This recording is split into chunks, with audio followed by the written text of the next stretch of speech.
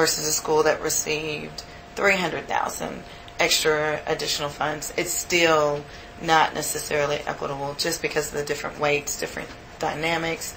If you have a school that has EL and as low socioeconomic disadvantaged students, there's so many factors that play into that. Right. And it's just, even when you're given the same dollars for dollars, even the different weights, it still has not produced what I think the spirit of SVB is wanting it to do. Right. And so my next question is a little bit redundant, but does the funding that schools receive from the district allow them to meet their goals? So is it adequate? Is it adequate? It depends on who you ask, because you could ask a principal and they could say they don't have enough money for anything. Right. They're not getting the amount of funds. I think it's really when, especially with our work, when we're asking about a return on their investment, do they really use the money along with their data to make really good decisions? And regardless of the SBB, you still got to think about, if your data says I need this, am I using it towards, things, people, positions correctly? But you could potentially put the funds into instructional specialists or interventionists. Right. But there's still a humanistic side of it, that do they have the training to teach the kids? Even though I bought an interventionist, and you would think if I bought two interventionists, have more time with the kids, does that more time kids would increase academics? That doesn't necessarily mean you can't, kind of measure that effectively if the people haven't had the training either. Right. Or this plus. So yes and no. So you were saying that you felt like principals would say, no, it's not adequate. No. But from your position, do you think that the funding's adequate? I think the funding is, if they do it, using it in a very strategic way. Okay.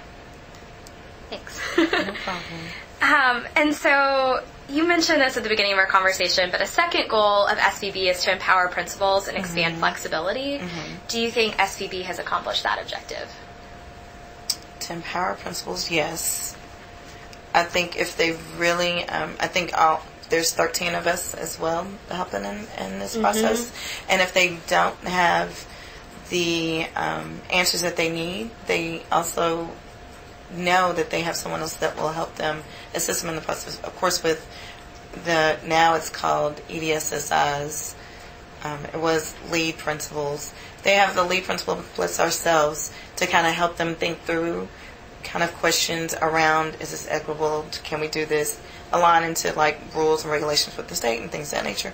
So I think they've been empowered, especially with principals who have been through this process for a while. Yeah. And then also new principals.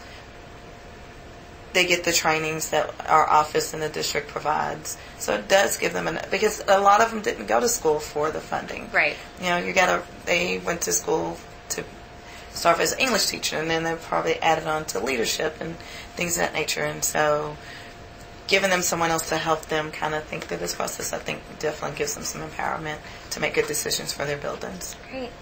And I know that MNPS asks schools to use their school improvement plans in the budgeting process. And do you think that schools effectively use their school improvement plans to make decisions about the budget? No. Can you say more about it? No.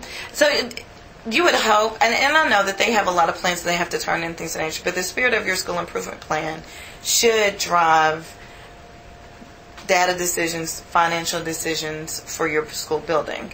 A lot of times our principals see school improvement plans as just a compliance, something that they wrote and checked off, and then they put it to the back burner, versus using that as a continuous process throughout the year and really reviewing what their data says. And we have milestone meetings. We require at least 2 a year.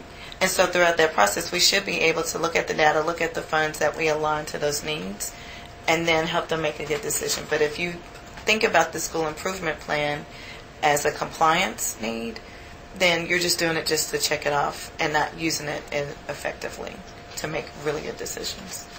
What do you think would need to change for principals to use that school improvement plan more effectively as they budget? That's a good question. I think our office is definitely working in